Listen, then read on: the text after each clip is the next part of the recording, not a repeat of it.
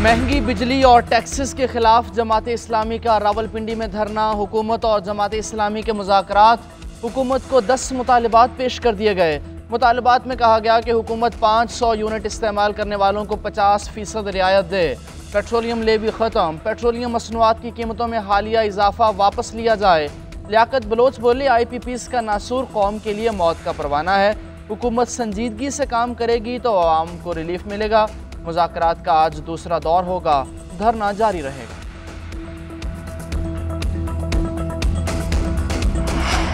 हुकूमत का जमात इस्लामी के तमाम गिरफ्तार कारकुनों की रिहाई का ऐलान। वफाकी वज़ीर इत्तलात अता तारड़ कहते हैं, आवाम के रिलीफ के लिए दिन रात काम हो रहा है।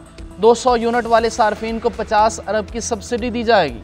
हुकूमत के अखराजात कम किए जा रहे हैं। जहाँ तक हो सका तहफ़्फ़ुज़ात दूर करेंगे।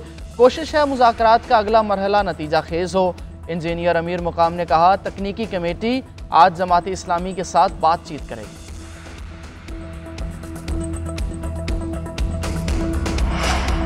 जमात इस्लामी का 31 जुलाई को कराची में धरने का ऐलान। लाहौर और पेशावर में भी धरने देने का इंदिया।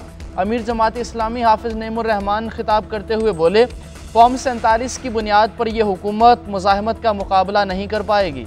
कहा, किसी ब्यूरोक्रेट को मुफ्त बिजली नहीं मिलती। हमें लिस्ट निकालने पर मजबूर ना करो। कारकुन डी चौक और पार्लियामेंट जाने के लिए तैयार रहें।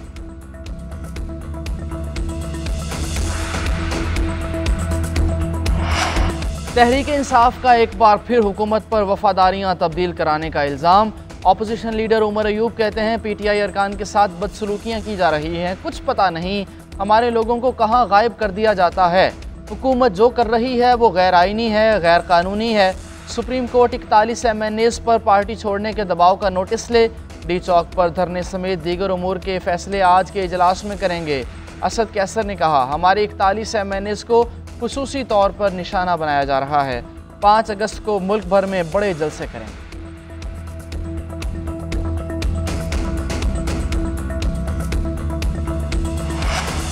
चीन ने IMF के साथ मुआहिदे की हिमायत कर दी। IMF बोर्ड की मंजूरी में चीन पाकिस्तान की हिमायत करेगा। हमें चीन और अमेरिका दोनों ब्लॉक्स के साथ आगे चलना है। उम्मीद है IMF के साथ यह आखिरी प्रोग्राम होगा। वज़ीर ख़जाना मोहम्मद औरंगज़ेब की न्यूज़ कॉन्फ्रेंस। नॉन फाइलर्स को नोटिस जारी करने का भी ऐलान। सरमायाकारों से मुआहिदा यकतरफा ख़त्म करेंगे तो आगे कैसे चलेंगे। मुल्क की बका के लिए मुश्किल फ़ैसले किए और करना पड़ रहे हैं। चीन की जानिब से इंपोर्टेड कोल प्लांट्स की मकामी कोयले पर मुंतकली के लिए ग्रीन सिग्नल मिल गया है।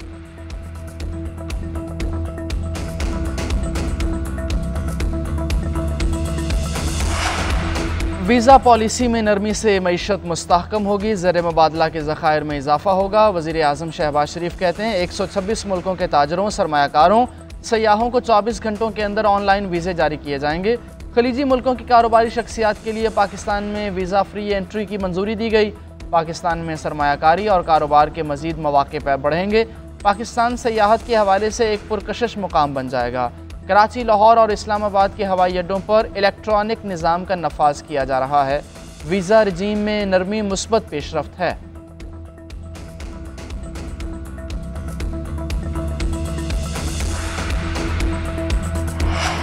अवाम पाकिस्तान पार्टी का महंगी बिजली के खिलाफ कराची में के इलेक्ट्रिक ऑफिस के बाहर एहतजाज। मिफ्ता इस्माइल का के इलेक्ट्रिक के खिलाफ अदालत जाने का ऐलान। कहा, आवाम को फ्री बिजली नहीं मिलती तो किसी को भी नहीं मिलनी चाहिए।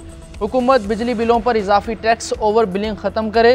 2015 से आज तक बिजली के रेट में 350% इजाफा हो गया। सेनेट, असम्बली, ऐवान सदर, PM हाउस का खर्चा बढ़ा दिया गया। आवाम की इनकम ख़त्म कर दी तो किस बात का इनकम टैक्स लिया जा रहा है।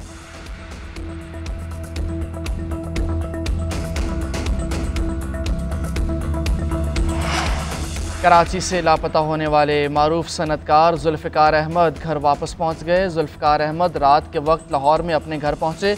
मियां जुल्फ़िकार अहमद को चंद रोज़ कबल माड़ीपुर के इलाके से नामालूम अफराद अपने साथ ले गए थे। जुल्फ़िकार अहमद के वकील मियां अली इशफाक ने उनके घर पहुंचने की तस्दीक कर दी।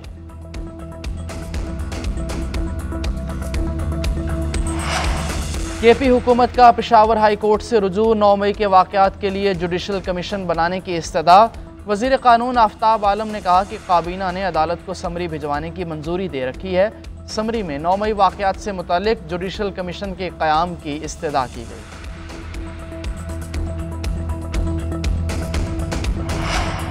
पाकिस्तान मुश्किलात में घिरा हुआ है, उम्मीद सिर्फ नौजवान है। कराची में 13 यूनिवर्सिटीज़ बनाई जाएंगी। कन्वीनियर MQM खालिद मकबूल सिद्दीकी का यूथ कन्वेंशन से खिताब। फारूक सत्तार ने कहा, नौजवानों को मुत्तहद करेंगे, रोज़गार देंगे। मुस्तफ़ा कमाल ने नौजवानों के लिए 100 बिजनेस आइडियाज़ शेयर किए। कहा, बिजनेस आइडियाज़ को अपनाने वाले यौमिया 20 से 25 हज़ार रुपये कमा सकते हैं।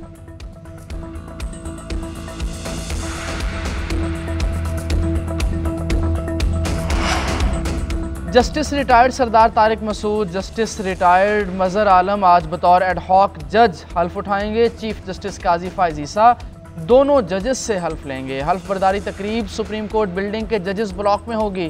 दोनों जजेस को 1 साल के लिए बतौर एडहॉक जज तैनात किया गया है।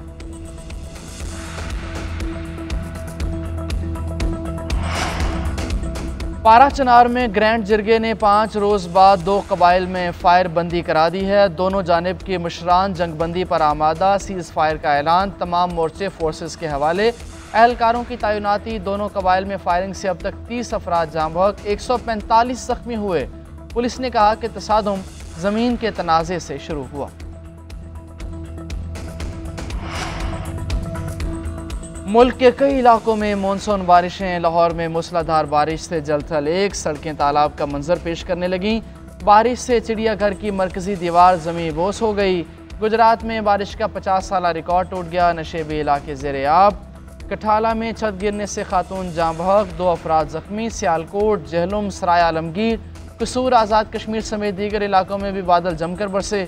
रावलपिंडी में नाला लई बिखर गया। 4 सदा और मर्दान में भी तेज़ बारिश। PDMA का 31 जुलाई तक तूफ़ानी बारिशों का अलर्ट।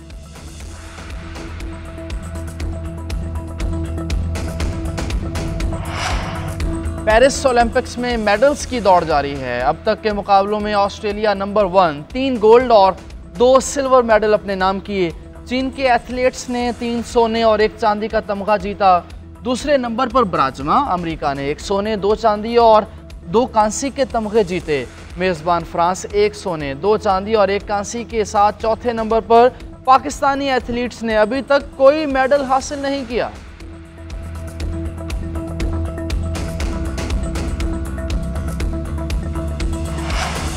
और श्रीलंका की टीम पहली बार विमेंस एशिया कप की चैंपियन बन गई।